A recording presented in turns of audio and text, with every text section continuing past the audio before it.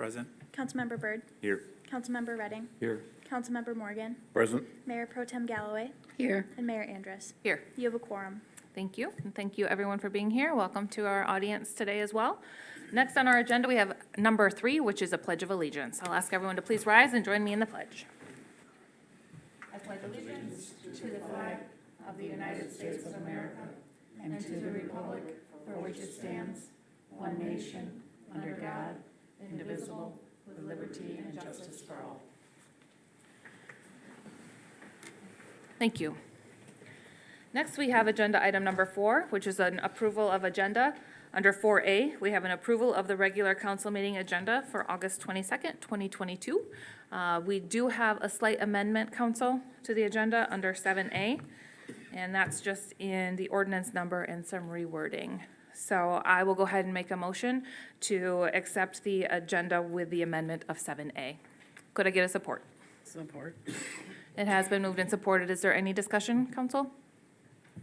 Seeing none, all those in favor, please signify by saying aye. Aye. Aye, opposed say no. Motion carries.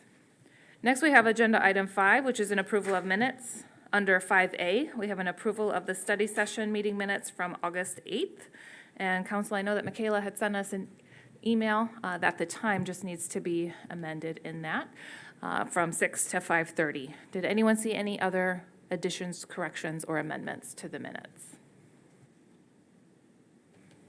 Seeing none, could I get a motion, please, to accept the minutes as amended? So moved. Support. It has been moved and supported. If there's no further discussion, all those in favor, please signify by saying aye. Aye. Aye. Opposed, say no. Motion carries.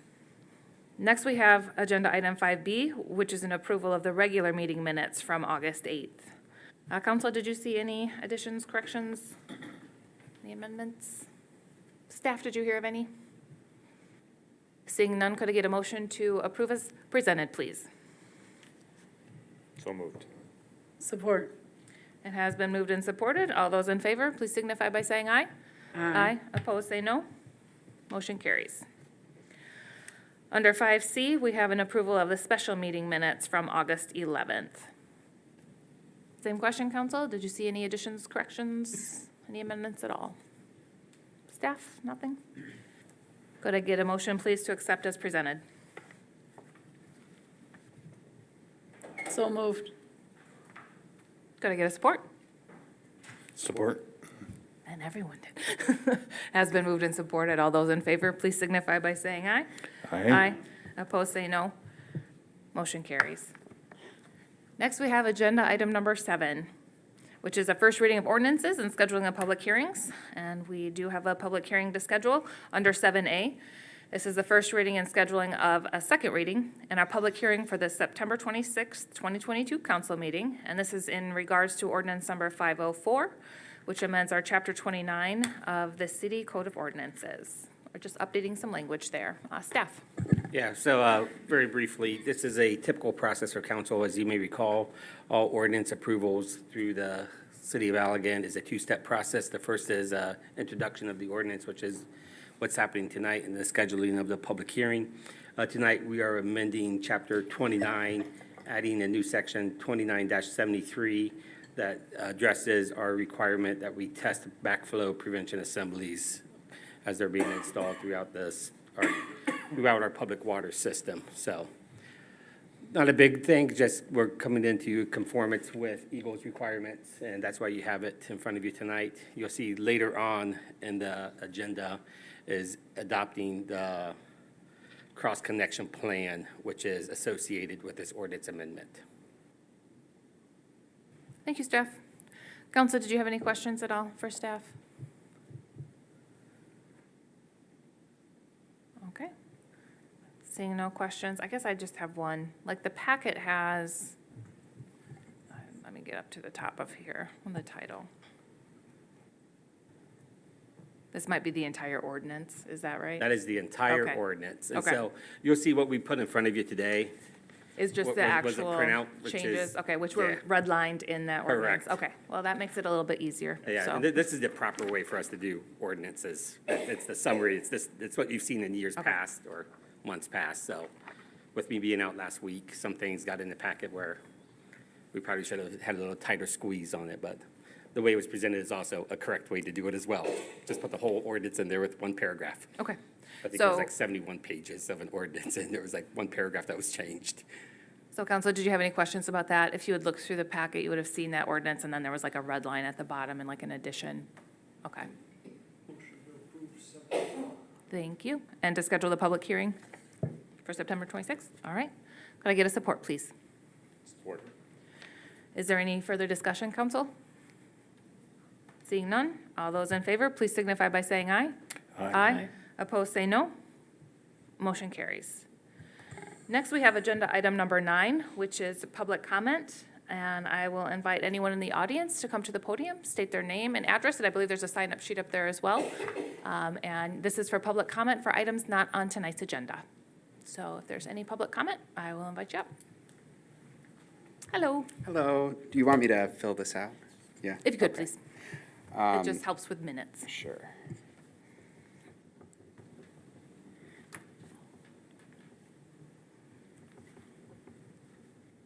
Long name.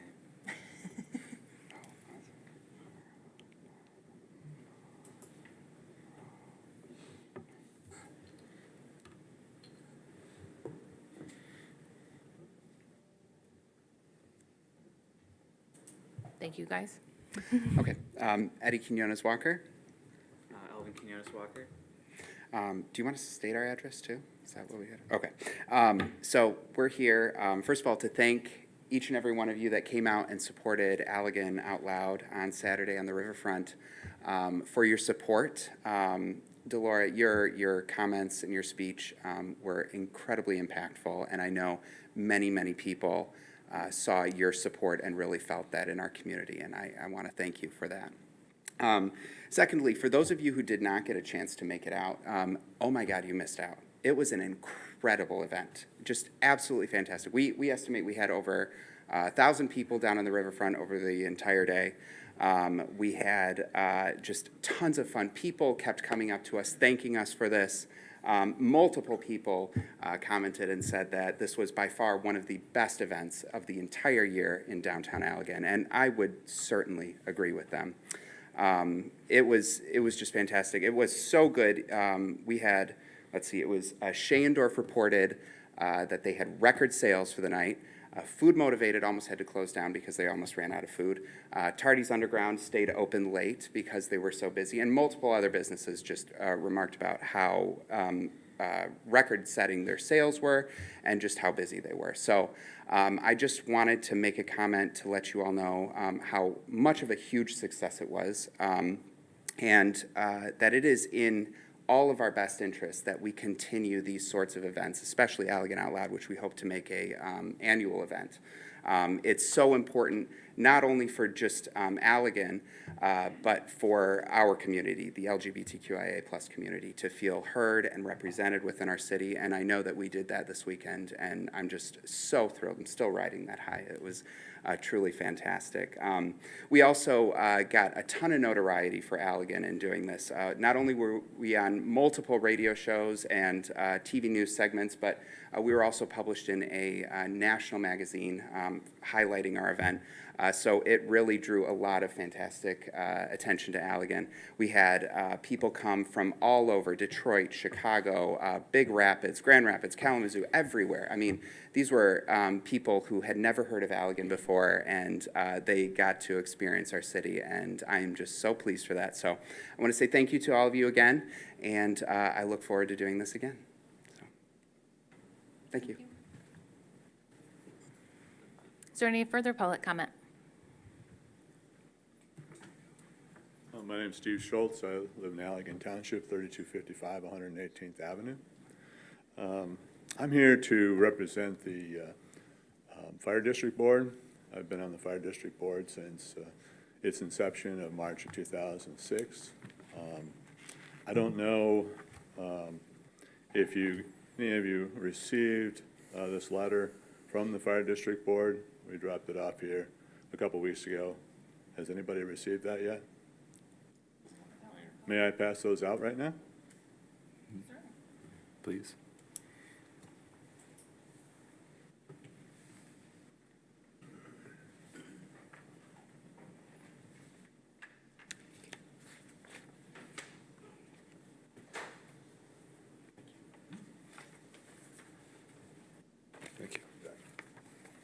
Steve.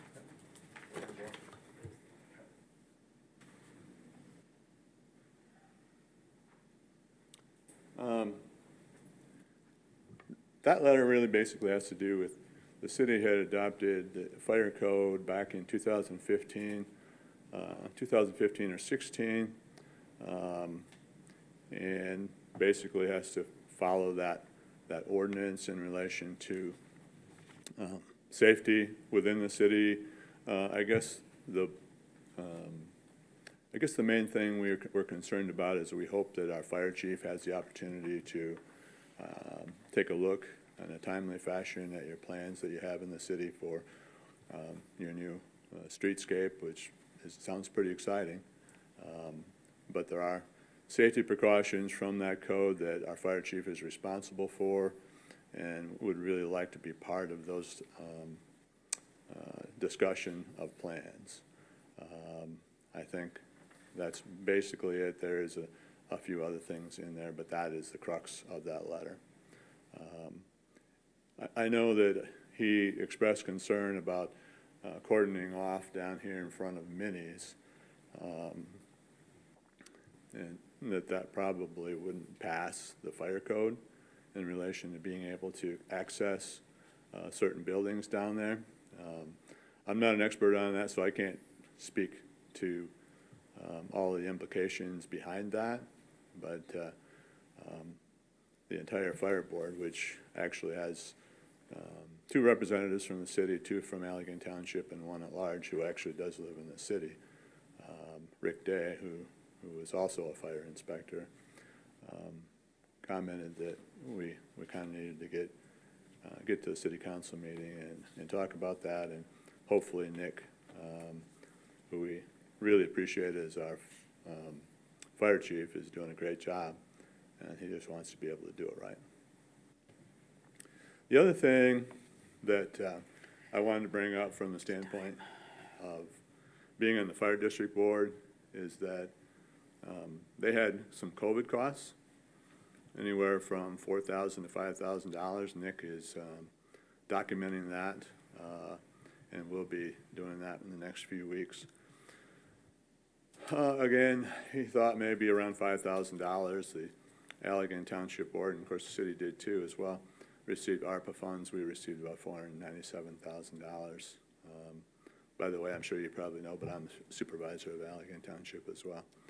And I think you guys received around 500 or a little over 500. We did decide to pay for half those costs out of our ARPA funds. We have the rest of it earmarked for something else, but we felt that we needed to do that. And I guess so I'm here asking the city council if you would consider that as well. I know you've got, you need every dollar you can get for your streetscape. I understand that, but you know, our fire district is important as well. And so, again, from a fire district board member standpoint, I'm asking if you would consider that. I had one other thing, but I forgot it. But at any rate, I hope that you take a look at that. If you have any questions, I'm open to having you call me and talk about whatever. I will put my telephone number and my email address down here as well. And I guess that's it. Okay, thank you very much. Yep, thank you. Mr. Schultz is writing that information down there. Steve, this is dated August 5th. Is that when it was dropped off? 2 weeks ago it was dropped off. Okay. Did you receive this? We have no record of receiving this letter. But we'll go back through the inbox and see if maybe it got stuck underneath the piece of paper. So we don't know. But Michaela just looked at me, she doesn't have a record of us receiving this letter. Was it dropped off by John Cook? Because John Cook signed, or has his name at the end. John was the one that put that letter together. He's the president of our chairman of our fire district board. His comment to me was he dropped it off here 2 weeks ago. And that's all I know. Is there any further public comment? Thank you, sir. Okay, seeing none, we'll go ahead and move on down the agenda to agenda item number 11, which is reports from boards, commissions, and city offices. Under 11A, we have city boards, commissions, and area agencies, and 11A.1 is a report from the Downtown Development Authority August meeting, which I will go ahead and handle. At the DDA meeting, we did have an update on the downtown infrastructure project. The DDA was in support of City Council finding a path forward for that project, and they did do a motion with support and unanimous votes in favor of a path forward. We also discussed the downtown refuse program, and at this time, just due to that downtown infrastructure program, it's kind of on pause. So last thing we talked about was the first impression tourism update, and I'm registered. I don't know about anybody else, but that's going to be on September the 22nd at 5:30 p.m. at the Griswold Auditorium. And I think we were all sent a link for that registration. So I think that was about it at DDA, unless staff remembers anything additional. No? All right. So next we have 11A.2, which is an update from the Public Spaces Commission August meeting. Teresa. Okay. Our first topic was Jeff Morey was in presence, and we talked about making a ordinance or coming up with something for no smoking in the city parks. It was talked about in depth, pros and cons, people for and people against. So that's something we're going to be working on. And then not much about the cemeteries, I don't guess we talked about, or the cemetery, other than the pillars. We did mention, somebody mentioned about the cement pillars. That's gonna go back out for bid on that. And then there was several trees planted within the city, I understand, throughout the city. And then the first impression tourism is September 22nd. So that was about it. Thanks, Teresa. Yep. Next, under 11B, which is our finance department, we have 11B.1, which is a request to approve accounts payable and payroll. Teresa. Accounts payable was $1,477,731.91. Payroll, $120,081.08. The total disbursement was $1,597,812.99. I'll make a motion to approve. Support. It has been moved and supported. Council, did you have any questions or discussion about accounts payable or payroll? All right, seeing none, all those in favor, please signify by saying aye. Aye. Opposed, say no. Motion carries. Next, under 11B.2, we have a request to adopt Resolution 22.38 to authorize the issuance of the General Obligation Limited Tax, or the GOLT bonds, in the amount of $2,690,000. Staff. Joel, are you taking that, or Tracy, or both? We could both take it. Okay. We discussed this, in length at your September or August 11th meeting.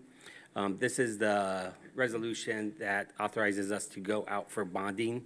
It allows us to go out to the market and, receive quotes to fund this project.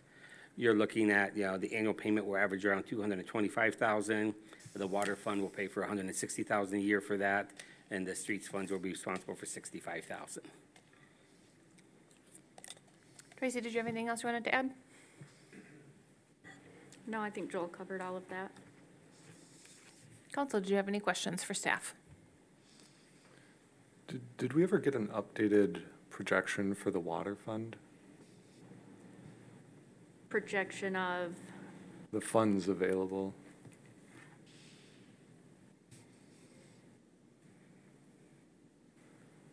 Joel, do you have that spreadsheet?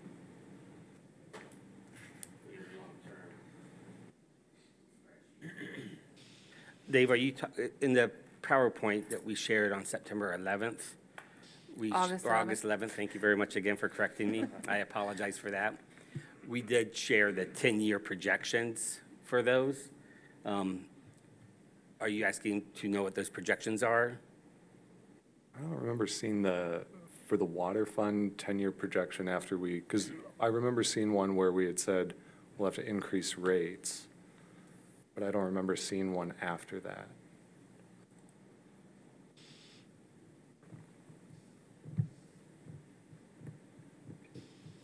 Do you know right where that's at, Joel? We do not. We only have the long-term debt one on here, pulled up on there.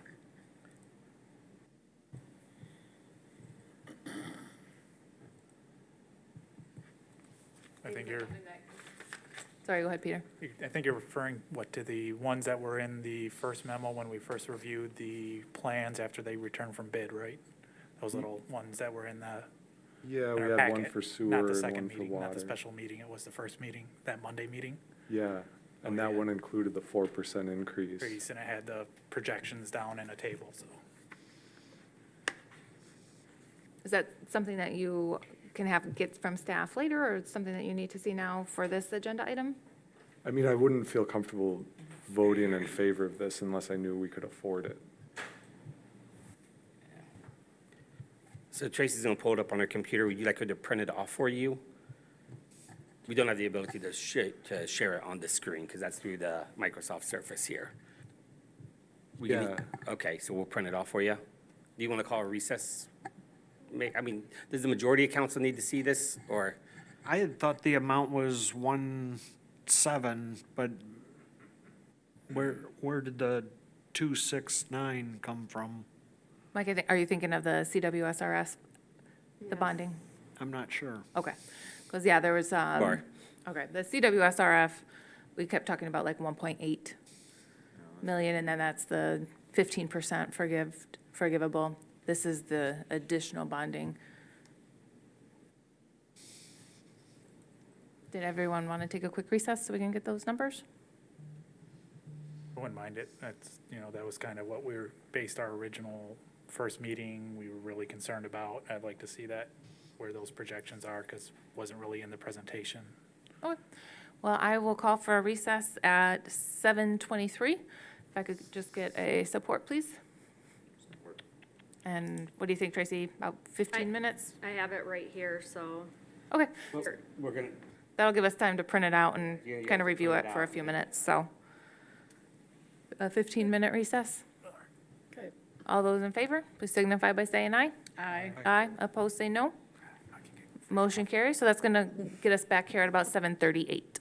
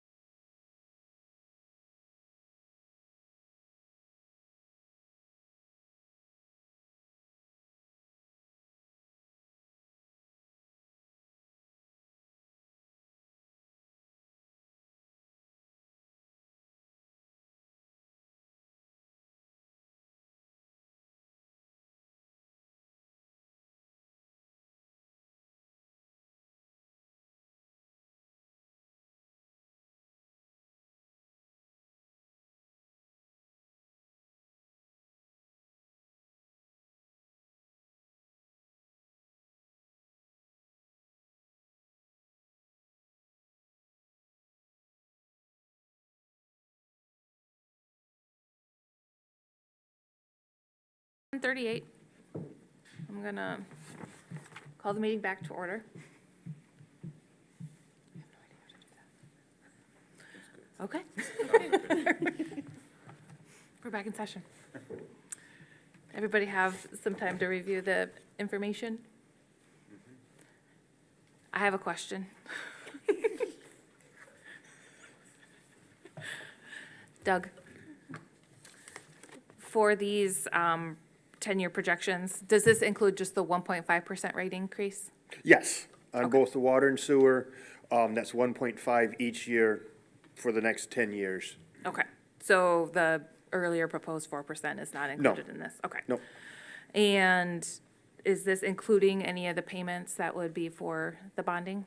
yes. Okay, So what changed from when you first saw it in a 4% increase to now and just the pre-approved 1.5% increases is, Tracy and I worked, because originally these were done in January, February, just threw the numbers in, for the loan payments, and it gave us that we need a 4% increase, next year. The couple days after that first meeting, Tracy and I worked on the budget. We updated the budget based on current numbers, fund balance as current number, and then we had better solid numbers for the loan, amounts. The bond attorney gave us what, interest rates, were going to be, a range at this point yet until the bonds are actually sold. He gave us 3.1 to 3.3. When we had done that initial sheet, we figured 4%. So, all of that combined helped to reduce that 4% increase down to the 1.5, and it increased the fund balance. And that exercise was gone through on both funds. Okay. And that's why the sewer has increased also. okay, so the fund balances here would be after any of the loan Yes, payments. yep, Okay, that's perfect. figuring loan payments and, The other thing that we did, so that we didn't have to do a 4% increase was, apply some of the grant money to the water fund. Okay, thank you. Council, did you have any other questions for staff? There's a line in the tables that says total combined equipment and capital anticipated expenditures. Can you explain that? that is like CIP costs. So on the water side, where you see, a larger amount, that's probably going to be painting a water tower. In years out, a lot of those are gonna be water towers. Without looking at the CIP program, I couldn't tell you specifically, but I know we have water tower paintings coming up, in the next few years. So, and right now, they're figured at about $175,000 per tower. But that's, capital expenses anticipated, which would be a CIP. So like years 3 and 4, it's like $3,000. Yep, those are just small little things that were identified at the water plant at this point. And then in the sewer fund, I see it's $0, like your 2 and your 5 through 10. Yep, in the budget season, in order to, to get the budget where we wanted it to, we basically moved, capital expenses out farther. Identified, basically said only equipment that breaks down, we will be repairing or replacing. Are there any other questions, council? Peter, did you have something? Yeah, and the expenses, I noticed like on the water, the annual expenses didn't increase at all, but we had an increase of revenue. Did we project at all any annual increase expense due to increased energy costs that's coming down Right the now, pipe? again, that's based on the budget that was done in February, and we just figure a 1.5% increase. Back to Councilmember Redding's question, the painting of the water towers, that was based on a price I received a couple years ago. I inflate it a little bit each year, but the inflations that we've seen in the last few months, our downtown project, that was not applied or anticipated in, a water tower painting. And it's not also shown in the, expenses, for regular O&M. But you've got restricted fund balance for some of those water towers, is that right? Is that right? Yes, yeah. Okay. So that's, they're set aside specifically for that purpose. And the other thing I'll mention is, in our updating, we updated the revenue for both water and sewer. We saw, from what was projected in February, when we started working on the budget, to now, our water revenue, water and sewer revenue has increased by about 11%. That being said, our water loss, since we've been installing new meters, has decreased by about 10 to 11%. So where we were water loss of in the 20, right around 20 to 25%, the last few months we've been right around 10%. So we're correlating that increase in revenue to an increase in water that's being billed for now. Cool. Good thing for those new meters. Dave, did you have another question? Yeah, as we found that we had more revenue than we originally thought on Monday, was there consideration given for decreasing the amount of bond that we take out? So, yes, on the sewer side, because we have the SRF loan, some of the additional amount of sewer expense, instead of putting that to the GOLT bond, we'll just be paying cash for that. And I believe that is shown on, yes, in the blue section, sewer fund balance, $254,336.12, is what's, right now is projected to come out of the sewer fund. And on that topic, on the left, I see it's broken down to what fund is gonna be charged what amount. And I see sewer is charged 2.1 million. And then I see that we're gonna take from the fund balance of sewer $250,000. But the bond we did for that, was that still 2.1 million? The bond capacity on the SRF is 2.12 million. The 254,000, engineering, so what was done already for design engineering, what will be done during construction, that engineering is not, able to be charged to the bond, so some of those expenses are what will be coming out of capital. And that's because you can't use the revolving fund for For engineering? engineering, it can only be used for construction. Because the sewer fund seems really healthy. Yes. Well- And one of the main reasons for using the revolving fund is we don't have enough cash in the sewer fund right now to pay for the entire project, so we have to bond some of it, use the SRF bond for it, and then we also get the 15% forgiveness off of that amount. Is there an opportunity to like pay the bond faster? There is, it is able, SRF funds, we have not done it before. There's a procedure to go through the state, that you can pay them off sooner. Now, on the expenditures, when I add up when I add up water and sewer funds, it's 4.8 million that we're charging to the water and sewer funds, right? You mean on the project? Yeah, for All the right. expenditures.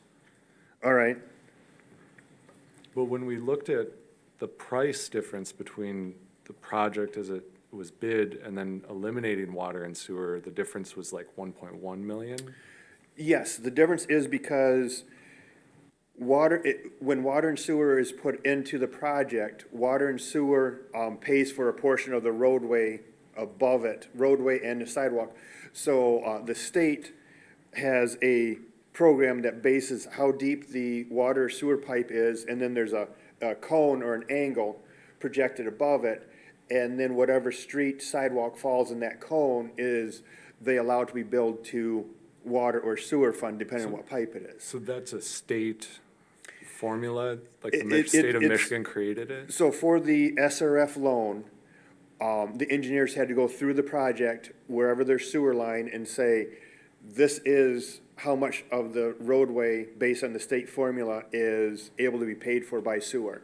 The state then says, Allegan, you can only use you have this much to use for sewer pipes and roadway reconstruction above those sewer pipes. Okay. Municipalities typically use that same formula and carry that on to water also, even like, because we don't have a DWSRF loan, but the city is saying, you know, to replace that water pipe, we had to replace that road above it, so we're gonna use these water funds to replace that road above it.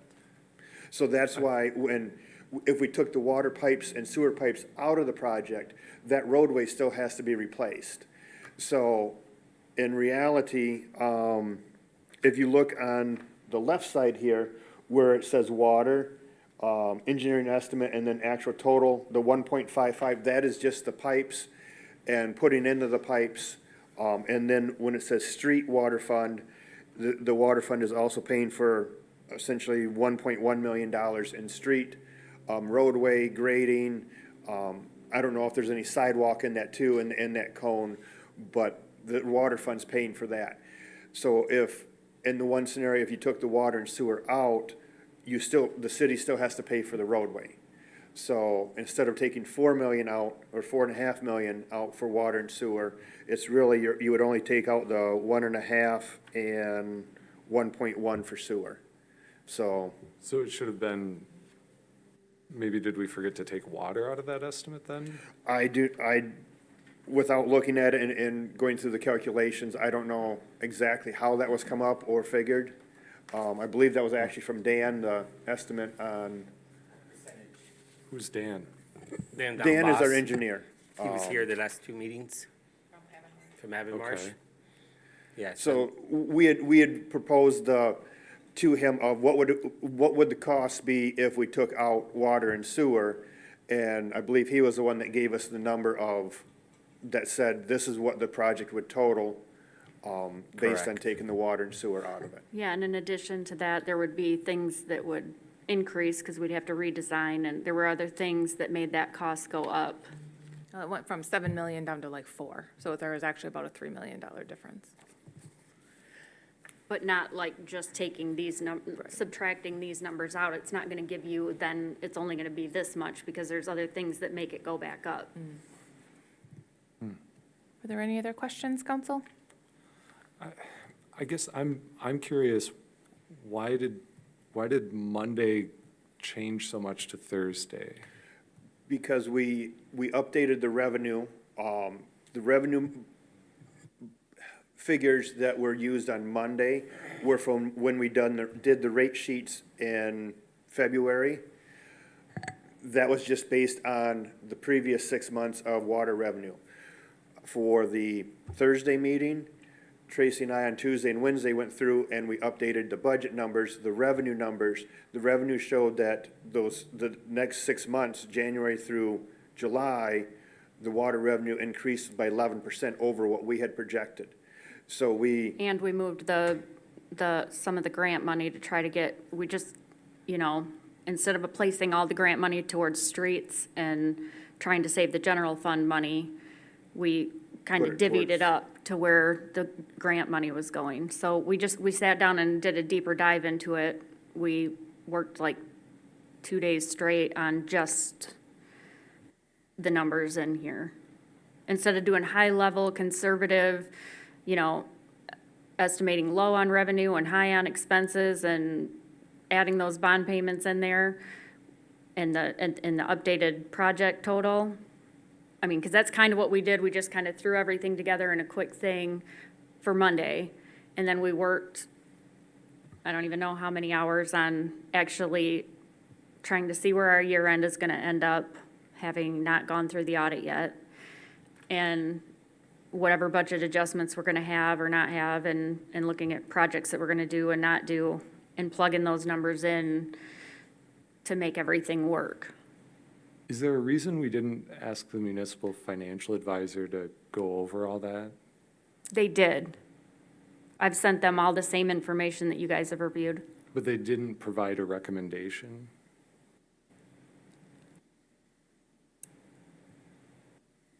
Joel, I don't know how you want me to answer that.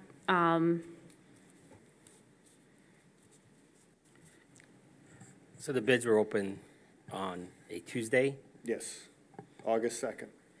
We had Wednesday, Thursday, and Friday to get a finance plan together very quickly for Monday's discussion. Monday's meeting, your first meeting in August, it was tabled. During that time, Doug and Tracy were looking at ways for us not to raise the water rates as part of this project. Running through the numbers, sharing those numbers with our municipal financial advisors, it's a constant conversation. So it's a constant work. This information was shared. You're looking at council, you've received a 10-year projection. You passed a resolution on August 11th at your special meeting, fully supportive of this project moving forward. Are there questions tonight about the 10-year projection that was shared with you and moving forward with adopting Resolution 22.38? Can I get an answer to my question, though? Why? We did share them with them, and they came back with what our payments would be. No, I'm asking why we didn't ask for a recommendation from them. They don't give recommendations. That was shared in the email with you today.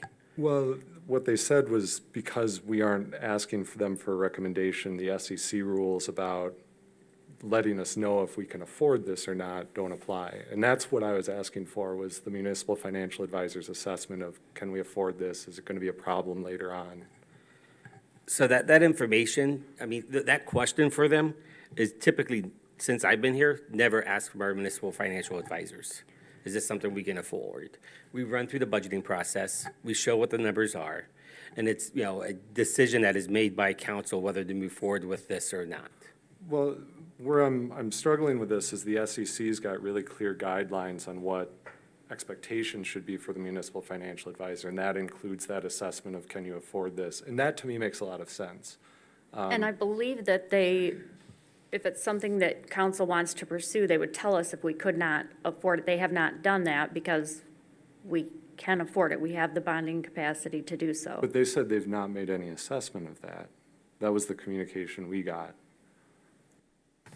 Council, did you have any, other questions? I know, Dave, that you've got a question. I don't know if you've gotten the answer to it or not, but No, If- I, if the rest of council, if we don't have any other questions, then Then, in my mind, I thought I saw this is a different bonding group, or is that something we just changed? It's the same advisor that we've always used. He just moved from Baird over to MFCI.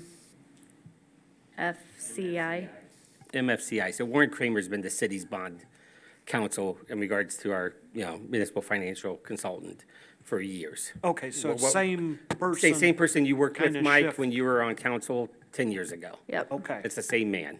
thank you. he's bond counsel or financial advisor? He's Finan- the financial advisor. Financial advisor. council, do you have any further questions? If not, I'm going to call for a motion for this, please. So moved. And just as a reminder, we are moving to adopt Resolution 22.38 regarding the GOLT bond. I'll support. Support. It has been moved and supported. Is there any other discussion? Seeing none, all those in favor, please signify by saying aye. Aye. Opposed, say no. No. Motion carries. Next up, we've got, find my agenda again. 11D.1, which is a request to approve the proposed cross-connection control plan. Doug? Yes, when we hired HydroCorp this year to perform our cross-connection plans, part of the package deal is they review our cross-connection program, our plan that we have in place for basically telling us what we do, how we do it for the cross-connection plan. They recommended we update it. It was last done right around year 2000. It has to have Eagle approval. They basically have a boilerplate one. They change the names on it, and that's what they recommend. Eagle, likes it. They approve it in other communities. So that's what they recommended that we go with to update our cross-connection control plan was this. And then part of that, as you have already done, was updating the ordinance that covers the cross-connection program in the water ordinance. So once it goes through the second reading and is adopted, then that would be added to this control plan in the specified section of that. Thanks, Doug. Council, did you have any questions for Doug about this request? Seeing none, could I get a motion, please, to approve the cross-connection control plan? So moved. Support? It has been moved and supported. Is there any further discussion? Seeing none, all those in favor, please signify by saying aye. Aye. Aye. Opposed, say no. Motion carries. Next, we have 11D.2, which is a request to approve a three-year agreement with Gallagher Uniform. Doug? Yes, this is actually for both water utilities and public works. We started, this past winter during budget season, looking at uniform companies. One, we weren't real happy with our current uniform company at that time. Two, just checking out prices. And at that time, we got prices from another uniform company. And then we thought, well, we better talk with our current company, you know, and express what our concerns were and our issues. Doug and I met with our current company, expressed our concerns, and they vowed to correct them, make it better, make the service better. They offered, you know, that get us all the new sizes and all that from our current employees, and they would replace all of our uniforms. That email was sent on March 3. I'm still waiting for my pants change, so I've just gone out and bought my own pants at this point. You know, water utilities, I think only 2 people have received new pants. DPW, a couple people same way. So a couple months ago, we kind of felt that was it. So went out and we recontacted the original company that we had talked to, and in that period in between, a second company had approached us saying, hey, we're out here, let us know, you know, if you need anything, if you want us to give us a quote. So we asked both Gallagher Uniforms and Cintas Uniforms to give us quotes based on our current employees and what we get. In the packet that I put together, you'll see I just took, I'll say, the original water utilities operators, and I just compared what we get from our current supplier, Gallagher, and Cintas. And Gallagher was the least expensive of all of them.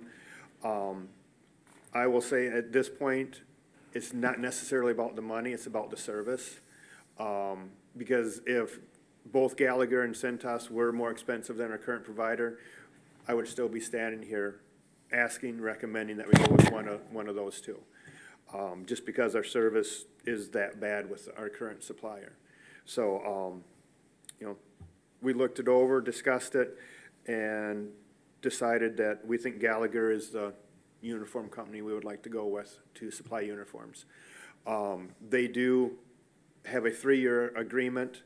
Basically, it sets what the prices are for the next 3 years. In the contract or the agreement, you'll see that they can raise rates up to a certain point each year. So again, it gives us at least an idea of where the costs are going to be over the next 3 years. Awesome, thanks, Doug. Sorry you guys had troubles previously, but hopefully we can get that Yep. fixed. Council, do you have any questions for Doug about the request for Gallagher? Okay. Could I get a motion, please, to approve the 3-year agreement with Gallagher Uniform? Support. It has been moved and supported. Is there any further discussion, council? Seeing none, all those in favor, please signify by saying aye. Aye. Aye. Opposed, say no. Motion carries. Next, we have 11D.3, which is a request to approve a contract with Curita America to refurbish iron filters at the water plant in the amount of $205,000. Doug? So this one, I'll start off by saying it is a budgeted item, but not for this much, so it will require a budget adjustment. In budget season, we knew this was coming up for this year. We asked Curita for a quote on it. Their quote in February 2nd, I believe the date was on that one, was $125,000 to refurbish the 3 iron filters. In budget, I added contingency into that, we budgeted $150,000. We asked them in July, new current budget, that's when we budgeted it for, please, verify this quote is still good, update it if necessary. They said we're updating it, and the new quote come in at $185,000. I'd say I had a little sticker shock and asked our water plant manager to contact them why, and they said because of deliverables, fuel prices, cost of products at this time versus back in January when they put the first quote together. So with the 185, I added a 10% contingency, got to the 205. As I said, it is a $55,000 budget adjustment for this item. The iron filters, they remove the iron out of the water that's put out to the system. Right now, with the iron, having iron removal, Eagle, they don't have a requirement, they have a recommendation that we maintain a 0.3 milligram per liter iron in the system. Right now, we're backwashing very frequently, about every other day, in order to keep the iron filters, to have a removal rate to keep us at a 0.3. That's not saying we have to stay at 0.3, but that's the recommendation. Anything above that, you'll start seeing rust stains in your sinks, your toilets. So, it's a matter of providing what the quality of water we want to the residents. Thanks, Doug. Any questions, council? I just have a quick one. First, I do appreciate that you're adding like contingency into things now, understanding that prices are Well, things happen. where they are. and- Right. But are they held to this quote now? Like, are Yes. they going to stand Yes, by that and you'll guarantee see that quote? on the quote that it was, I think from July, we contacted them first of last week, and they said, yes, we will still honor that. If you go to council on this Monday, we will still honor that quote. Okay, thank you. Are there any further questions, council? Doug, you said there were 3 of them that you are gonna have refurbished? So so, we have 6, or? No, we have 3 tanks, the 3 tanks you see in the picture. The way they operate is for each RO train that is in operation, there's a iron filter in operation at the same time. Especially during the summertime, we run 2 RO trains, so there's 2 filters. So there's 2 filters in operation, one is setting dormant. Soon as one RO train changes, then we change our iron filters also, but then the one we just stopped using, the iron filter, then that one gets backwashed, and the backwash renews the media as best as possible, cleans it, flushes the iron that's taken out of the water to the holding pond where water drains out through an under drain, evaporates out. But, so then as the RO trains change, the iron filters change. So they're always in rotation, but at any given time, there's 2 of them in operation. And this contract will refurbish all 3 of them. Is that something they come here, or do we Yes, send oh yeah, these? yep. Because they come here, they actually hire a subcontract with a Vector truck. They suck all the material out. There are under drains that the material sets on, and then, air injection nozzles in there, and that gets taken out and replaced, new ones put in. And I'll note that that's why this is a sole source bid, because the under drains and the air injection nozzles are proprietary to their system that we purchased in the beginning. I have contacted a second iron filter manufacturer, and basically they told me it would be way more costly if I had them come in, because they would have to retrofit their under drain and filters to fit into our tanks, because their tanks are a little bit different size. So they're like, as much as they hate to say it, stick with who you have. Are there any other questions for Doug, council? Seeing none, could I get a motion, please, to approve the request for Curita America? So move. Second. It has been moved and supported. If there's no further discussion, all those in favor, please signify by saying aye. Aye. Aye. Opposed, say no. Motion carries. Thanks, Doug. Thank you. Doug K., up for 11E, our Public Works. We've got 11E.1, which is a request to authorize a purchase order to rent a street sweeper for 2 months. Thank you. Our 1996 street sweeper has 2 hydraulic pumps. One operates the brooms and a lift, and the other one operates the drive mechanism. The one that operates the broom and a lift just started going bad in May. We ordered a new one. That's not due until October, which was just confirmed last week by the vendor. So with Fair Week coming up and with leaves starting to fall, we reached out to a couple vendors to get rental prices. Valley Equipment does have a rental unit available. They can get to us next week. And our proposal is to rent it for 2 months, and in the meantime, look for a refurbished unit that we could purchase, which is the next topic on the agenda. So we're asking to rent this for up to 2-month period. If we only use it 5 weeks, we'll be billed for 5 weeks, not the full 2 months. So it'll be basically a month, but there is an $1,800 delivery and $1,800 recovery fee. Thanks, Doug. I Where will does say- it come from? This one's coming from Lake Orion. They brought it down from Minnesota down to their shop in Lake Orion. Are there any other questions? So Roger? we've got a pump coming in October, October. and we want to buy a new one, so are we gonna put the new pump on the old one and then sell that to defray the cost? Is that the plan? Sell it or trade it in if they give us a good trade-in price, or we just hold and put it in an auction. Okay. I will say I noticed, actually, that the streets hadn't been swept. I just mentioned that to council members Morgan and Mayor Pro Tem Galloway here, like, hey, I don't think anybody's been out for a bit, so No, it now I hasn't know been why. out in 3, maybe 4 weeks. Yeah, so, awesome. If there's no further questions, could I get a motion, please, to approve the purchase order for the street sweeper rental? So moved. It has been moved and supported. Is there any further discussion, council? Seeing none, all those in favor, please signify by saying aye.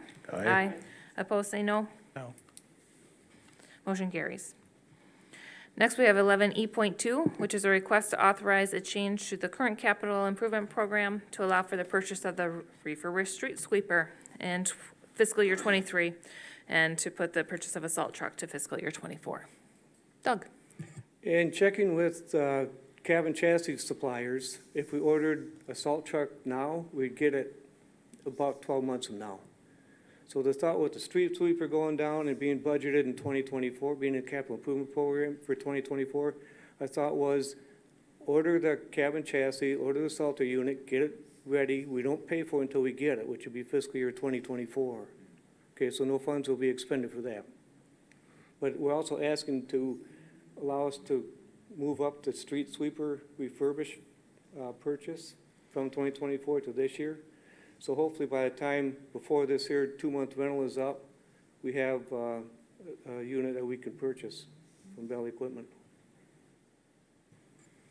Thanks, Doug. Did anyone have any questions about this request?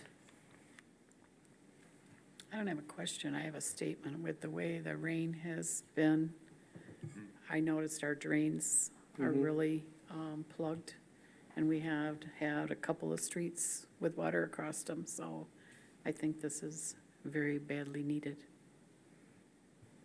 Thanks, Teresa. Could I get a motion to authorize this change to the CIP program? Support? It has been moved and supported. Is there any further discussion? Seeing none, all those in favor, please signify by saying aye. Aye. Opposed, say no. Motion carries. Next, under 11E.3, we have a request to authorize a purchase order for Cronk Services for our downtown snow removal and the Riverfront area for winter 22-23. It's coming. It's coming right around the corner. I know. Go ahead, Doug. So is the streetscape. Cronk has had a contract. It expired this past spring. So rather than go ahead and seek bids for a multi-year contract on a proposed project that hasn't started yet, we just reached out to Cronk Services, asked them to give us a price, non-mechanical and mechanical removed. And they did shoot us back an estimate for a per-time removal. What we're recommending is go with the non-mechanical, because if you recall earlier this year, we had complaints of the height, of the backpacks and other noises being made, so we're recommending go with the non-mechanical removal. It's more labor intense on his part, that's the difference. Thanks, Doug. Were there any questions regarding the contract for Cronk? I would just say as a downtown resident, thank you for that. I don't mind them using the backpack, just not at 3 a.m. But if they did it later, like after 6, that'd be great. But I appreciate the non-mechanical option. As a prior downtown resident, I was used to all the noise at night, that they backing up the trucks. It's just part of living downtown. And when it comes to, leaf blower at literally 3 yeah, in the morning. but It's when it comes crazy. to, we're looking at budgets that are tightening in these large projects, we gotta look for any savings we can find. This technically isn't even anything that the city's required to do. Our ordinance says the downtown businesses are supposed to clear it. So at some point, we're gonna have to discuss if we're gonna start assessing some fees to this district for this service, because we've had to remove it for years and years before this, and the city's been picking up the tab. We really have to start addressing it with the streetscape, where everybody wants this beautiful streetscape. But I think they're gonna have to start putting their money where their mouth is. When we're talking a $10 million project, you're just gonna have to be some changes. Would that be something Dan? like a DDA would handle then? It would probably be an assessment of Yeah, this I had district. brought up a downtown assessment previously. I don't want it because, of course, I have 2 buildings here and I really don't want it, but I'm willing, if everybody's wanting this, we're gonna have to actually do that, because it's kind of unfair to the rest of the city that has crappy roads, and this downtown, we're spending all this money. Everybody pays the same taxes based on their property value, but they're getting more services. And we did have a lot of business people at Yeah, the meeting that's why I saying, said- yep, go for the streetscape, go for the streetscape. So they should want to take care of their streets and sidewalks. So I agree with Peter that it's probably something we should take a look at. And I'm just gonna throw it out there that I'm not a big fan that it didn't go out for bid with anybody else. I don't think the job has been done very well. In the downtown? Mm-hmm. Yeah. Is there any further discussion, council, or any questions? We're at the question moment right now. No questions? Okay. Then I'll open this up for a motion to authorize the purchase order for Cronk for snow removal.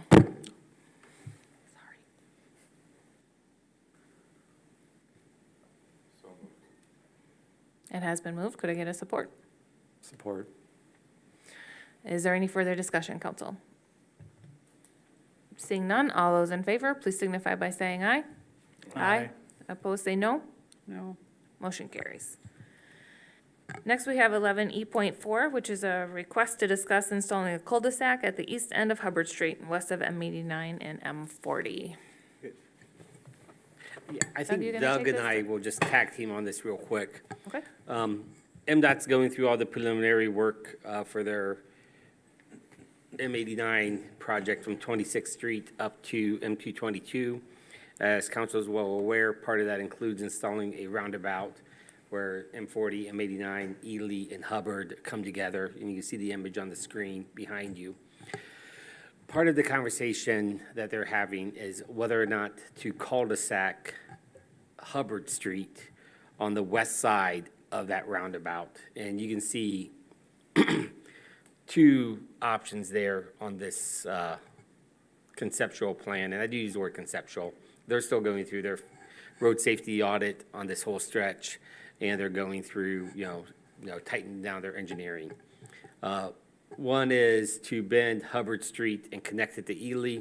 There are some immediate safety concerns from both city staff and MDOT going that direction. Or the other is installing a cul-de-sac, as you can see there. We have this just on your agenda for this evening because we don't have a study session. But by the end of September, council's going to have to make a decision on which way to go with this item. I know Councilmember Hands emailed us when this first was added to the agenda, and we responded as we respond. Are there other questions that you may want to have us look into between now and the end of September? One of the questions I would have is the left-hand turning into Trowbridge and the left-hand turning into what's the street that comes out just past on the water tower at the bottom of the hill? Cutler? Cutler, is that Cutler that cuts it out? It continues to. Monroe, okay. Because okay. those, of course, now, if you're coming from the south, M40, M89 from the south, and we don't have an entrance into Hubbard, into that neighborhood, they're gonna have to be making left turns there. And I think it would be safer for, even if we went to a one-way in instead of a cul-de-sac, for them to use a circle to be able to get into their neighborhood rather than go up and then have to take a left. So Yeah.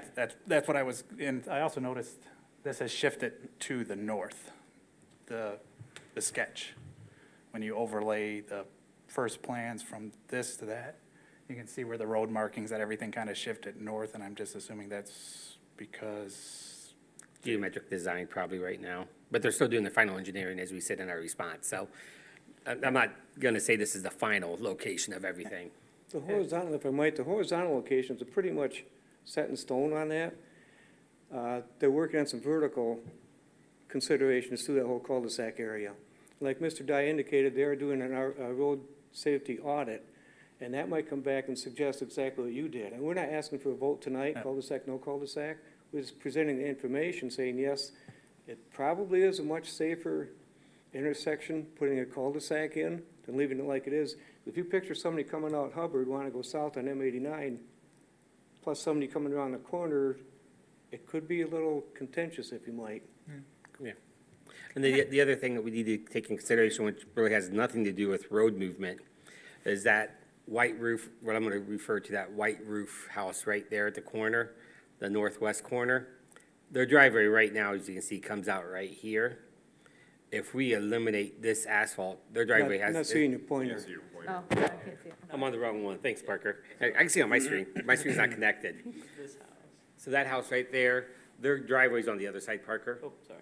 So you can see their driveway come in right now. It's gonna have to do almost like a 90-degree cut in front of their house to get out to Hubbard. So that driveway has to be so many feet off that intersection. Now, there might be some design considerations if you make it just one way, for people who want to go out, but that's and also, another factor that. and the overall traffic flow through there is not the greatest because that neighborhood's pretty small. Yeah, there's only a handful of homes that will be affected by going to a cul-de-sac. But it's the coming back out that they're affected on trying to get back out left or having to turn in left, where if they were Yeah. connected onto the circle, they at least can get out onto the circle and get where they need to go, instead of having to try to make left-hand turns onto M40 or left-hand turns off. So that's my more concern. It's like, we have the circle. We saw this in the beginning. It wasn't like this is unknown that I this would say was, I saw the cul-de-sac Yeah. before. They had presented that before. but we've known that this Yeah. was a connection here and that there was combination of Ely and Hubbard. I don't see a big traffic issue. I don't see a big safety issue there because it already would have a safety issue where Ely interconnects with Hubbard when you come down the hill, because it already intersects together right there. And yeah, it's always been kind of a bear. I think this would work better, but yeah, making a left out of Hubbard onto the circle would be possibly troublesome. Yeah. And so again, there's no study session, so there wasn't much time to, we wanted to present this before your next meeting when a decision has to be made. So we wanted to get this out there now so you can chew on it for a while, save your packet. The conceptual plan was in the report, was attached to the report in your packet, so you can go through that and, Does this All right, so- change the cost of the project at all? Pardon me? Does this change the cost of the project? No, it doesn't. No. Right now, they're only in about the 30% design phase. They're working towards 60 and 70% design phase, then it'll come back at about the end of this year, first part of next year, to do another presentation. So it's not anticipated to impact the cost. The RSA team, they did a preliminary, they were on site last week, Thursday, if I'm not mistaken. They walked the site, the entire project length. They met with MDOT this morning. MDOT, we're gonna have a Teams meeting on Thursday amongst city staff. They're gonna review the preliminary results of that RSA that they did. They won't have a final determination from the RSA until mid to late September.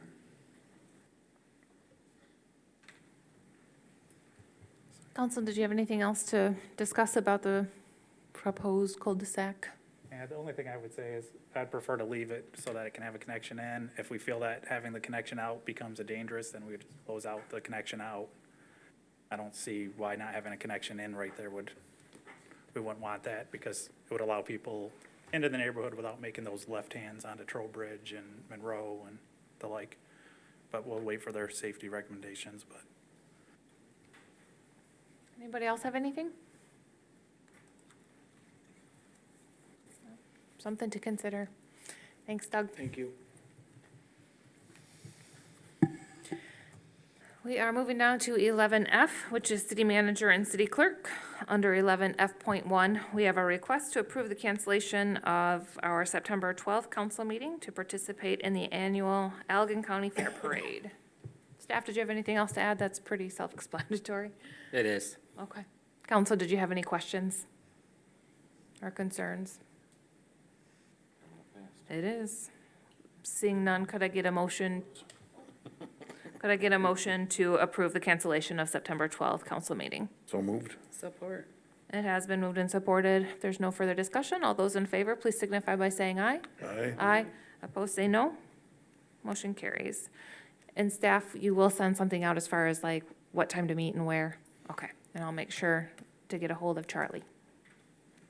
Perfect. Under 11F.2, we have a request to approve the full house contract.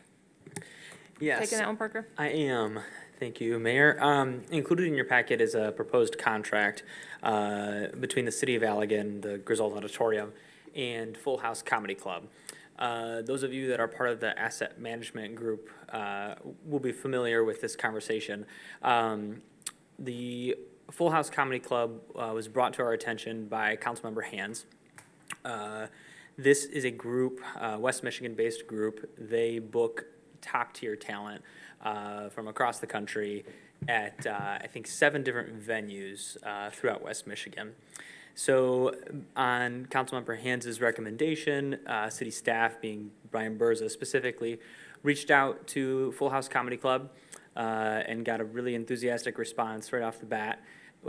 He and I, as well as the founder of the comedy club and another one of his coworkers, the 4 of us met at the Griswold, had really great conversation there.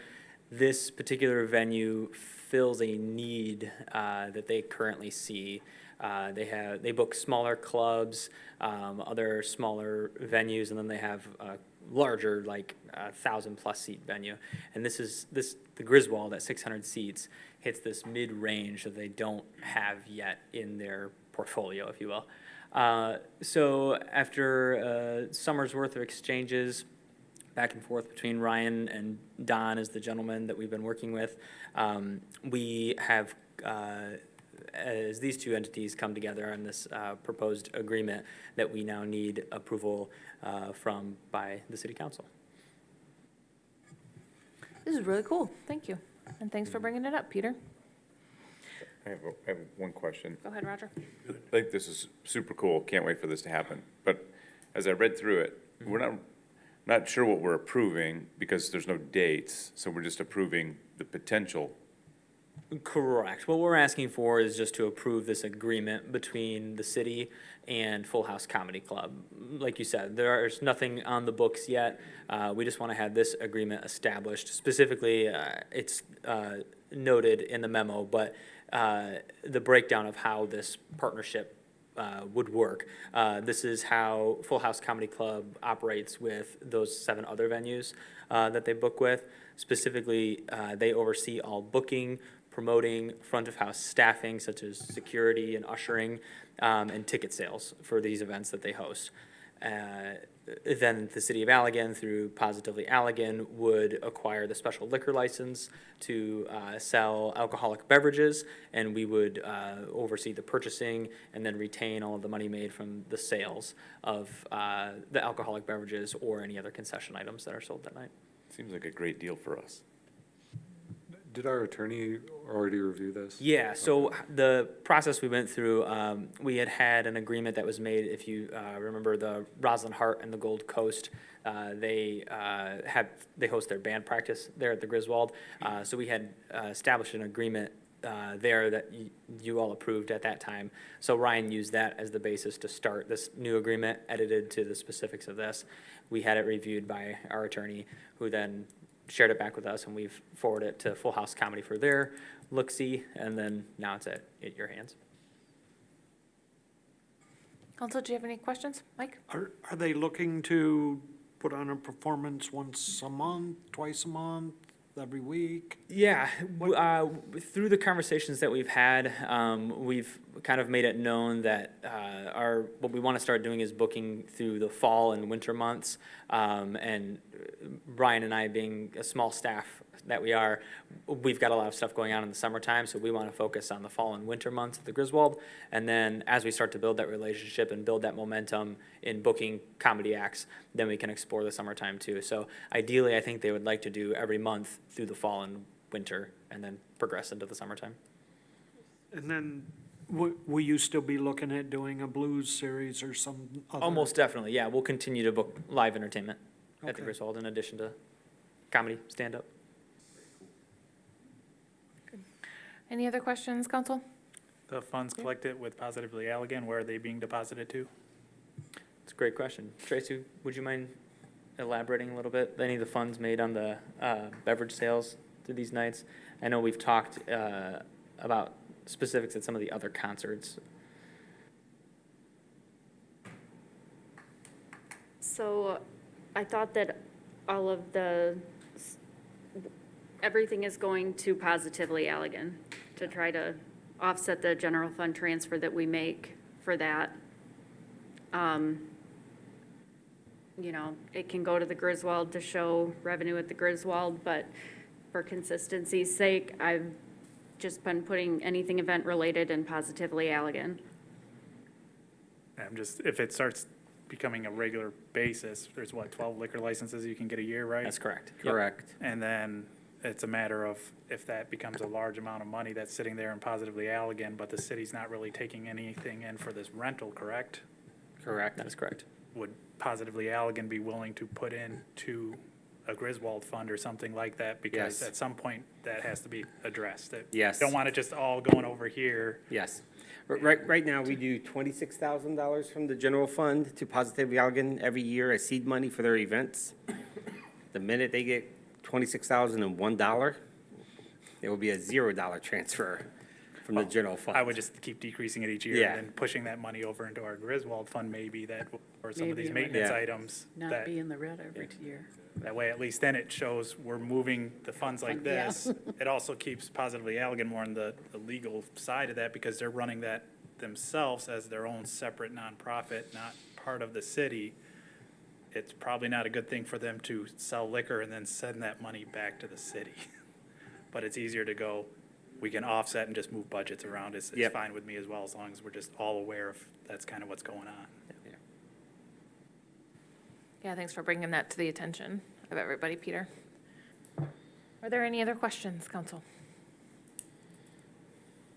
Seeing none, could I get a motion to approve the Full House Comedy Club contract? Support. It has been moved and supported. If there's no further discussion, all those in favor, please signify by saying aye. Aye. Opposed, say no. Motion carries. Next, we have 11F.3, which is a request to approve an employee appreciation event. Staff? Sure. So very quickly, annually, we historically would purchase wrist ride bands at the Allegan County Fair for our employees, plus their immediate household members. After talking with several people on staff here and some department heads, while that is a benefit for our employees, it's really not a team-building exercise. It's not a, get to know each other. They just grab the wristbands and they might pass each other on the midway down there. So for the past couple of years, actually 3 or 4 years now, we've been talking how to do more of a community or company outing, more or less. The idea was to rent out the Allegan event. That is something they offer for each, so for our employees, it'll be an employee plus one, plus city council members plus one. 4 hours, they have a, restaurant there, they have an arcade, they have an outside maze, they have outside picnic tables and cornhole, and they have the indoor, rock climbing walls and ropes courses for the more adventurous people that work for the city. What you're looking at is what we believe the estimate would be for us to pull this off. It's a little more double than what we were spending on the county fair. But as we mentioned before, the county fair just wasn't really, wasn't achieving the goal of building, rapport amongst our employees. And we think this would be a much better way to go, especially after we talked with, a handful of city employees got really excited about it. Thanks, Joel. Council, did you have any questions at all? Looks like our report has like the information from Michelle Leggett to Christina Fulton and. Is this just for a set amount per person, and we're only gonna get charged for the people that show up? This would be a set amount. We would require the employees to RSVP, and then that way we'd have an exact amount that we would pay for. Okay. So you can see with the 4-hour facility rental is $3,000, and then per person, you can see, even though we have 75 people, up to 98 people, that per person is what it breaks down to, 25, person for food and dessert, $10 per person for arcade. And so, you just see the quick math that Christina did when she was putting this together. Council, do you have any other questions? Seeing none, could I get a motion to approve the employee appreciation event? So moved. Support. It has been moved and supported. Is there any further discussion? My only thing is, I won't be able to be there on September 24th. So that date might change, Oh, okay. because this was put together a long time ago. Okay. Well, don't change it just for me, but. Make it around the mayor. I'm just letting you know, that date might change, that the event might be booked, Allegan event might be booked for that night already, so. I was bummed out, but never mind, I'm happy. Okay, so, all those in favor, please signify by saying aye. Aye. Aye. Opposed, say no. Motion carries. Next, we have a request to adopt Resolution 22.39, which is to ratify our Resolutions 22.33 and 22.36, authorizing the issuance of bonds and other actions. Staff. So, at your August 11th meeting, council adopted resolutions 22.33 and 22.36 regarding authorization of bonds for our water supply system and sanitary sewer system as well. When we noticed those meetings, we noticed them in accordance with OMA. Roger Sweats, though, has requested that we adopt this resolution, more or less ratifying those resolutions and all other actions, for the simple fact that we did not have the time of or the phone number listed on our notices. And he goes, with bonds, you want to dot all your i's, cross all your t's, even though you guys are good to go. It's, let's really button this one up. So that is what the council was from our bond council. And we've learned our lesson, and Michaela's worked on a new template for all special meetings where it has all the information we need, and now we just fill in the time and the date. So. Thank And you. for the record, I neglected to put the phone number on there. Council, did you have any questions at all for staff? I just want to make a statement about where I'm at with this, because I want to start by saying I'm clear that I've consistently been supportive of the need for the streetscape project and fixing all the streets downtown. This has been very fast at the end, and I haven't had a lot of time to digest information. I'm still very supportive of the streetscape downtown. Part of where I'm a little concerned is that if I'm told I need to fix all the windows in my home, but I only have money to fix half the windows in my home, I only fix half the windows in my home. And I feel like we're trying to make our funds meet the project rather than the project meet the funds. We've got a lot of money. We've got a lot of money on hand. We've got a lot of money in grants. These bonds are what has really got me worried. And the bonding process, I took some time to really understand what my expectations should be in that bonding process, because this isn't my money. If I'm at home and I'm making decisions about my budget, I'm comfortable because I'm very familiar with my budget. I spend a lot of time with my budget. It's complicated. It's not as clean as it should be. I move a lot of money around in different places, but it's my money. This isn't my money. It's not Joel's money. It's not Tracy's money. It's the people's money.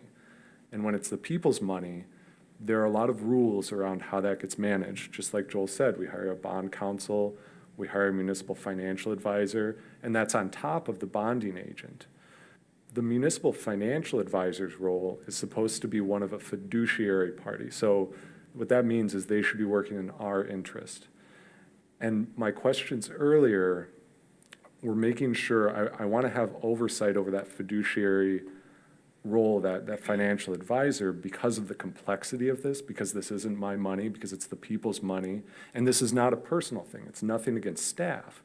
But I wanted to make sure I understood how that process should go. And I started asking for documents from this financial advisor because studying the process, I saw that was the person working on my best interest. What I got today from the financial advisor was I had sent a document from the SEC saying, here's some expectations for your financial advisor. They should be doing an assessment based off information they receive from the client of whether or not this can be paid for. And I think that's a very important question, whether or not we can pay for this long-term, especially given all the capital projects we've got coming, especially given increases in prices and the length of the commitment, 15 years, 20 years.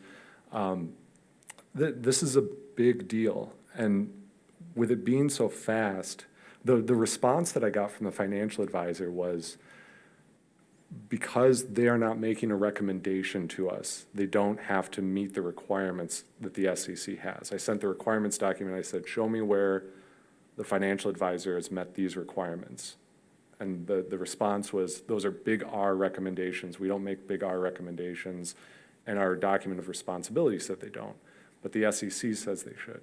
And this is where I'm very concerned, because with a fiduciary role, and their position is, we're just telling you what your options are. It would be a little bit like me telling you, well, you can cut off your thumb with a saw. You can take a table saw and cut off your thumb.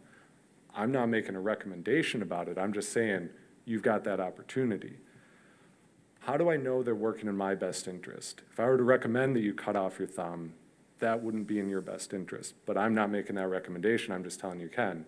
That's my concern with not having a recommendation from my financial advisor, not having to request documents, not seeing those documents much earlier in the process, not hearing anything from them, because we're paying these people tens of thousands of dollars.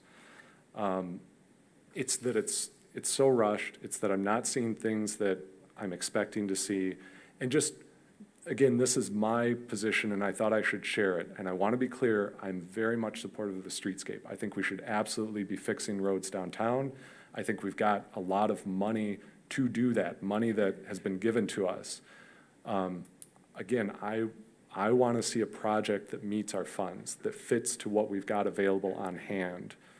And I'm very uncomfortable with the level of bonding and the way that it's been presented and the speed. And, you know, I appreciate everybody's hard work and how quickly they've responded to this. But without knowing that we've followed those rules and that we've got this external assessment, for me, just personally, I'm uncomfortable with it. So I wanted to share my reasons for the vote that I'm going to make. All right, thank you, Dave. Were there any questions for staff, council, regarding this resolution 22.39? Could I get a motion then to approve resolution 22.39? So moved. It has been moved and supported. If there's no further discussion, all those in favor, please signify by saying aye. Aye. Aye. Opposed, say no. No. Motion carries. Next up, we've got agenda item 13, which is communications from city manager, council, and mayor. Joel, did you have anything tonight? Just real quick, during comments from the public, you heard from a member of the Allegan Fire District Board regarding a letter that was sent. Again, we do not have a copy, or it's not to our recollection that we received that letter. What we do have is an email that was sent from our engineer to the fire chief on August 2nd, 3 days before this letter was put together. So we have engaged with the fire chief at his request you know, it is true, we did have an impromptu meeting down there. There were some concerns. I mentioned there are 2 fire hydrants within 130 feet of that, which is well within, you know, their regulations. Yeah, so, and you have 2, not just 1. So, we're working with them. But I'm gonna go ahead, I'm gonna send this email that we got from the engineer. I don't feel compelled to send council every email I get. I mean, it's my job to manage the city, but this is one I'm gonna just keep you in the loop on. So, this week, Parker, I'm gonna steal your thunder. This week is the last Rolling on the River. Next Monday is the last food truck rally. And while people think our promotions team will have a few months to breathe and relax, they will not. They will go right into planning for Festive Fridays and the New Year's Eve celebration. So we don't stop here. I keep saying that to staff here. We don't stop. We keep working. So hopefully we can see some of you down there for Friday's concert. It's a regular that we have down on the Riverfront. Draws a big crowd. People enjoy that performer. And then next week is their last chance to eat food truck food on a Monday night. And then the barricades will be removed shortly after that. So. Thanks, Joel. Parker, he took everything I'm sure you had to say, but Nothing. is there anything else? No. Michaela, anything from you? Well, I was absent from the last city council meeting, so I just wanted to let you all know that the August election went fairly smoothly. Board of Canvassers were happy with what they saw, so we're just ramping up for November. And if you guys know anyone that wants to be an election inspector, please let me know. Thank you, ma'am. Tracy, anything from you tonight?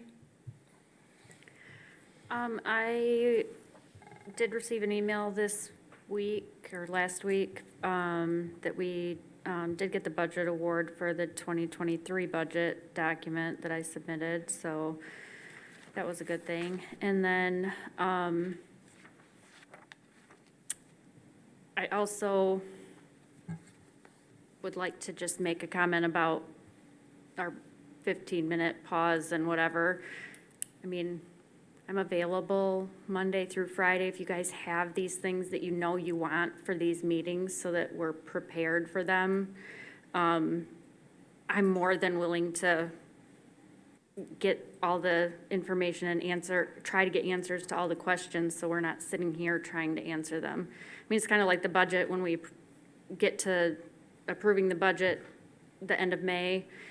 We've done all that work, and I kind of thought we were there, and it's just, you know, one of those things that I could have been putting those things together all day today, or Friday or whatever, but that's just a little thing. I mean, it's just kind of frustrating gets me all, I like to be prepared and have all those things ready and the answers, I mean, I'm sure you guys already had the questions, so I just would appreciate getting those so that we could get around, so that we're not wasting, the citizens' time or anything like that, pausing meetings. So that's just something I wanted to throw in there, so that's it.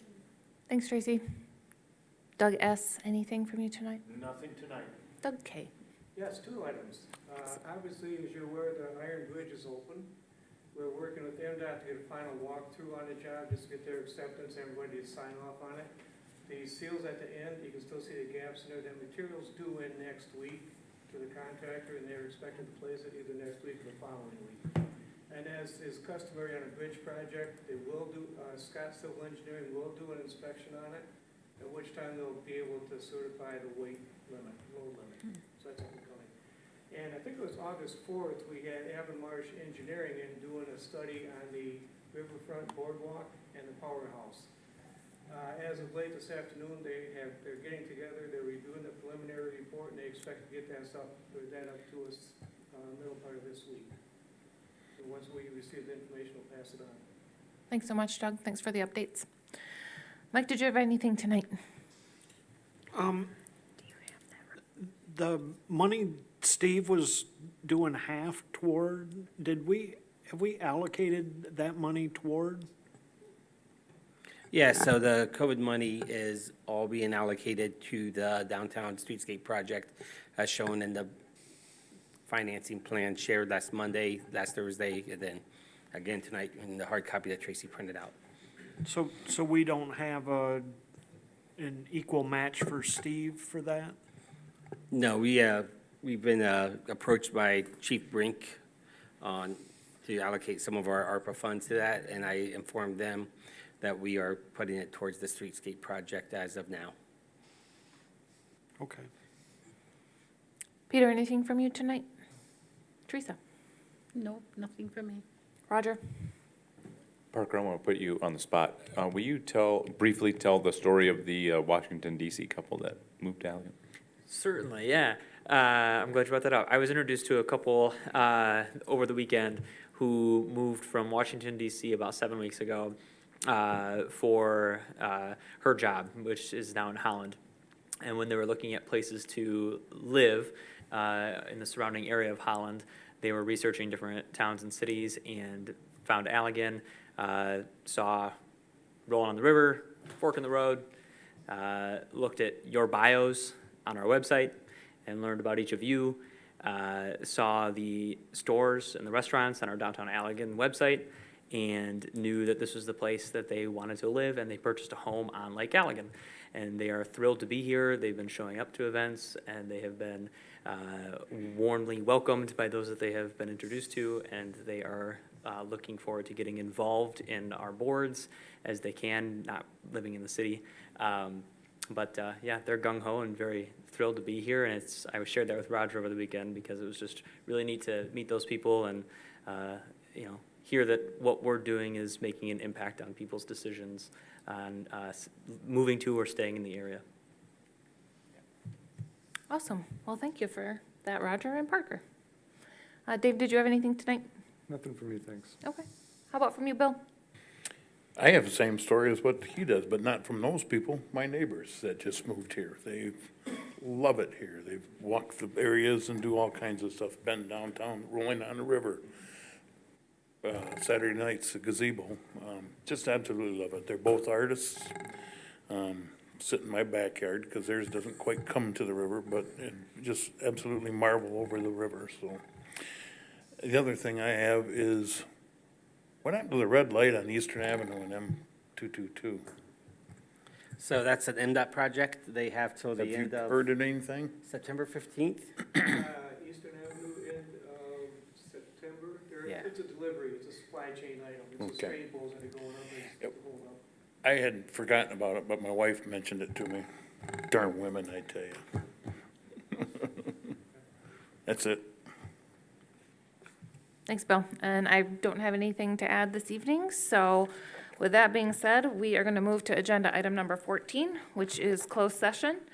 And under 14A.1, we have a request to enter into closed session per MCL 15.268A, which is language for the periodic personnel evaluation of a public officer or employee. So if I could please get a motion to enter into closed session? Second. It has been moved and supported. If there's no discussion about closed session, Michaela, could we get a roll call vote, please? Sure. Councilmember Zeter? Councilmember Hands? Yes. Councilmember Byrd? Yes. Councilmember Redding? Yes. Councilmember Morgan? Yes. Mayor Pro Tem Galloway? Yes. Mayor Andrus? Yes. All right, 7-0. We are in closed session at 8:51, so if I could ask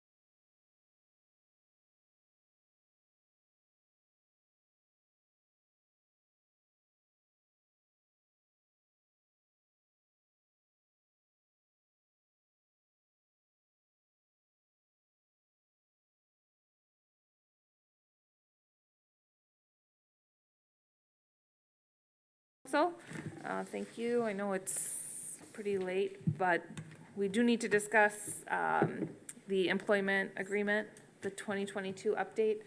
Has everybody had time to take a look through that? Yeah. Okay. Were there any questions? Joel, did you want to address this at all? Nope, I made a handful of recommended changes. One deals with the wage to stay in line with the 2.5% that was given to city employees in July. And then also addressed a termination process where it would be a 5-2 vote instead of a 4-3 vote. And there was also the number 7, the use of a dedicated city vehicle. Could you explain that real quick, Joel? Sure, yeah. So it is common for city managers to receive a vehicle allowance. We've discussed this at previous contract sessions, annual evaluations. If an annual vehicle allowance isn't possible, we would like to have a dedicated vehicle as part of the motor vehicle pool stored here at City Hall for the use of the city manager. And if the city manager is not using it, then city staff as well. There's a handful of times when, since I live close to work, I walk to work. And then we have to go and inspect the site or something that pops up, because things do pop up, and we don't have a vehicle. Some of the ordinance enforcement we do, especially with Parker Johnson, is we go around and pick up signs in the right-of-way, and we use my truck to do that. And so we just see a, benefit to having a on-site vehicle here that can seat up to 5 adults. When we're showing developers different parts of the community, it would be nice to be able to get in one vehicle and show them. I hear there's a nice Dodge Challenger that's coming available. And that was going to be my question, is whether we will be using something that's existing in the motor vehicle pool? So we would probably go ahead and utilize, we could look at utilizing the Ford Ranger that's in the motor vehicle pool right now. The ordinance, is that the ordinance? It's the one that we purchased for the ordinance, but it also has, it can be used undercover, et cetera. We could probably look at transferring that over here. That would, affect the police department.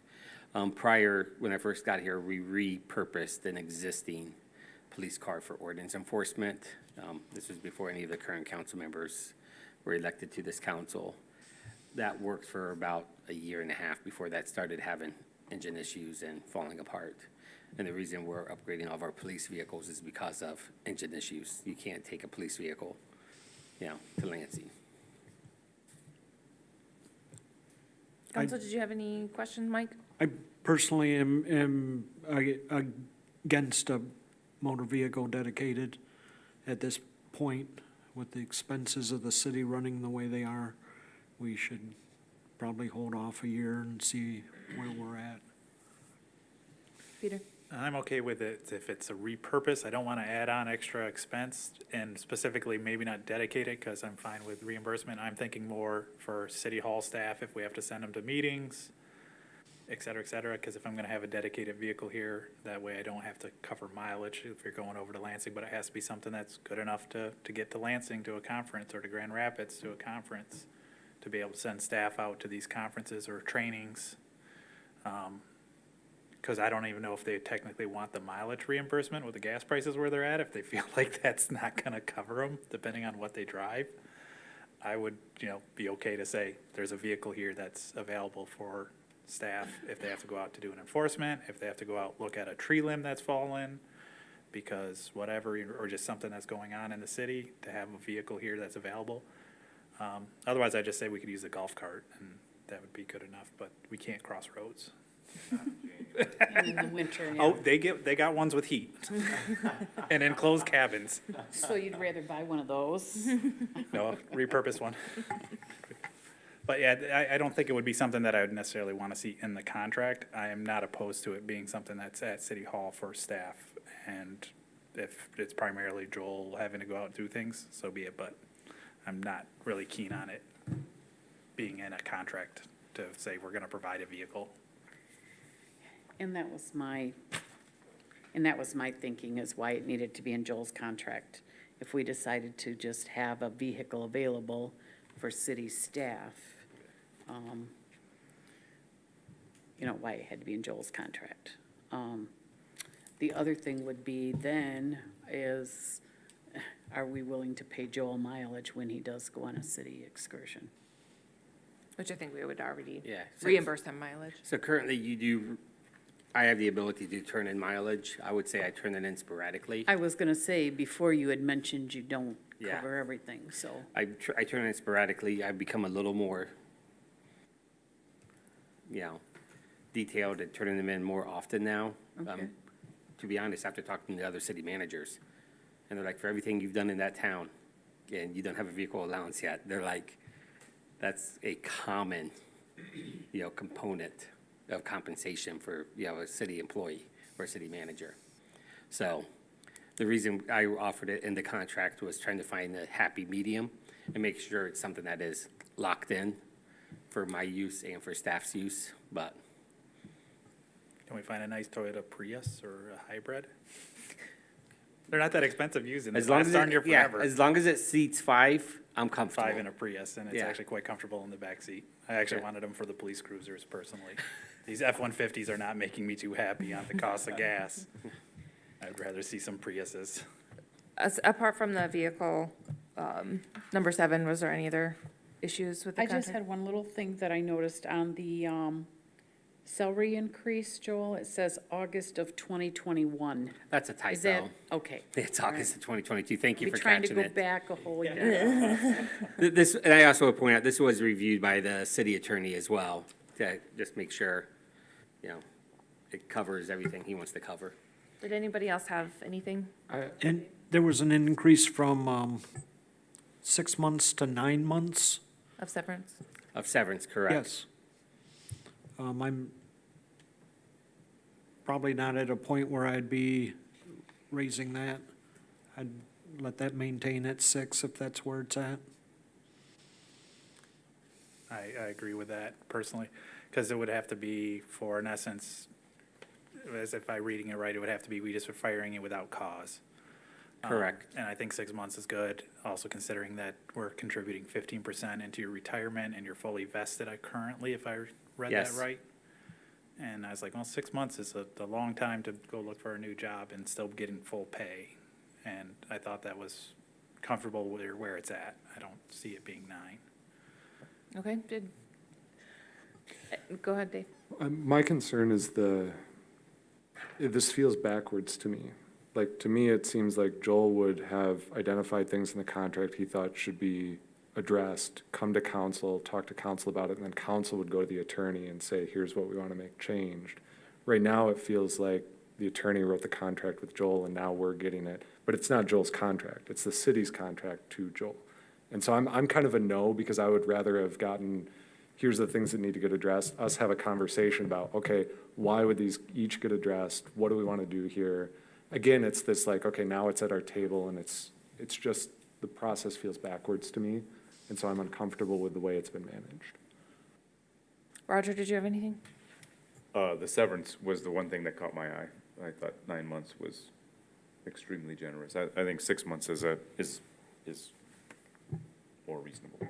Oh, I should also add, I actually am open to the idea of a vehicle. I kind of get why we would want a vehicle available for the city manager.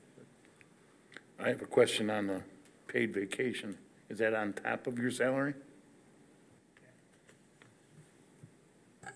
Yeah, so the paid vacation is the number of hours that I get off. So you're entitled to those hours off? I'm entitled to those hours It's off. not in addition to? Correct, no. It matches the current employee Well, policy. yeah, I don't have a problem with that, but a salary worker to me is you get paid that whether you're working or not.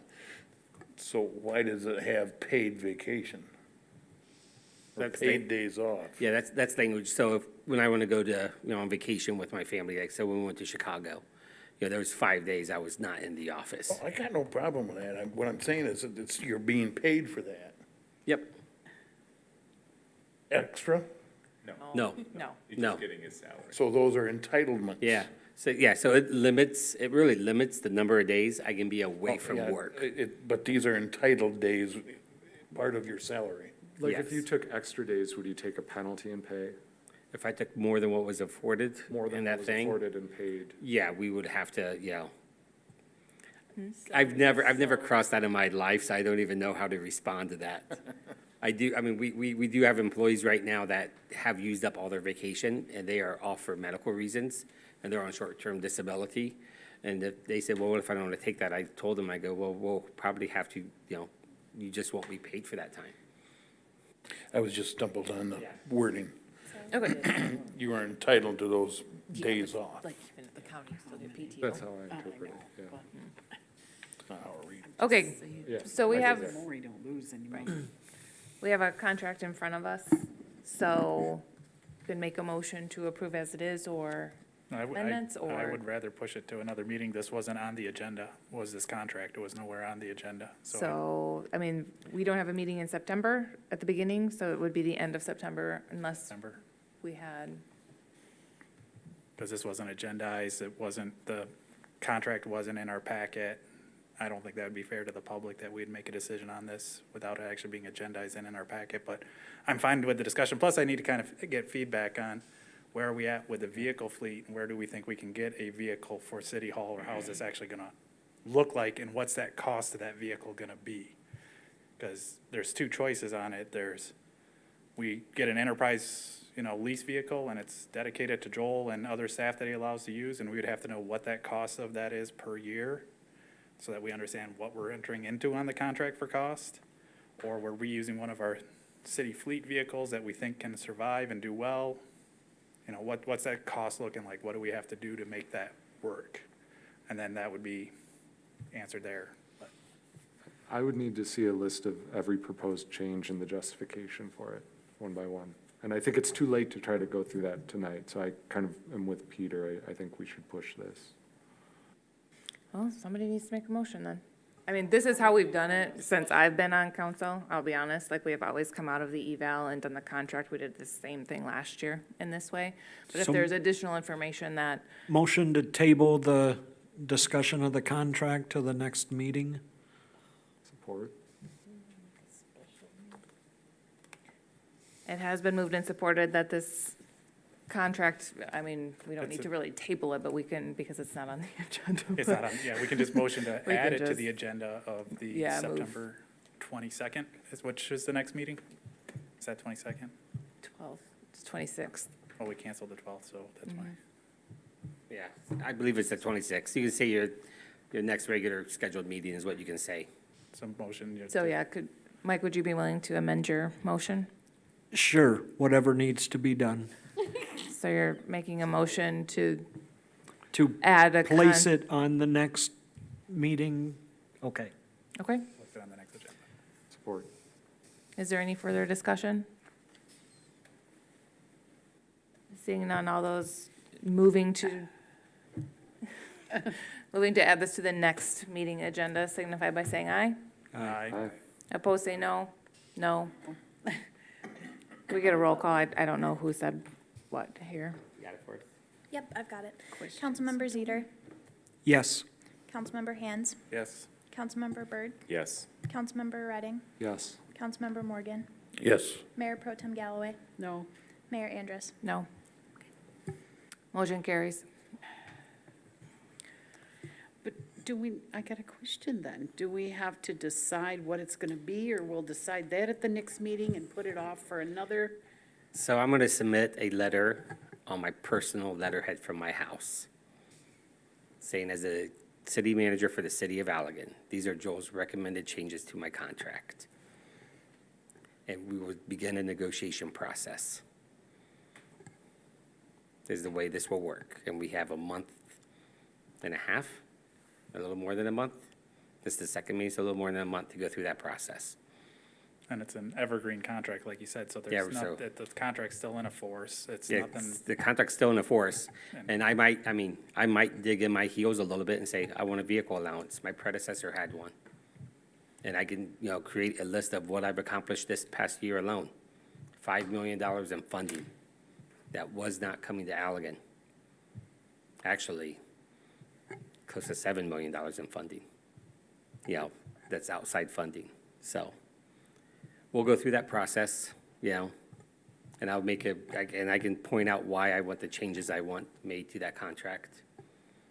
And then you guys make motions either to accept it as whole, or, accept this motion, don't accept this, part, accept this part, don't accept this part, and then you have a full contract. I would encourage, the Mayor Pro Tem, probably reach out to the city attorney, Nick Curcio, and make sure, just ask how other cities do it. Some cities, they have a subset of council that does the negotiation, and they're entrusted to do that negotiation, so this is a direction this council's never wanted to go before, to have like an administrative subcommittee, so. Okay, thank you, Joel. Council, is there anything further? Seeing nothing, I am going to adjourn the meeting,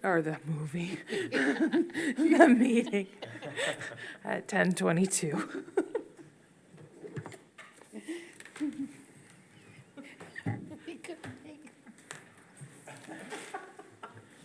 See you tomorrow, Joel.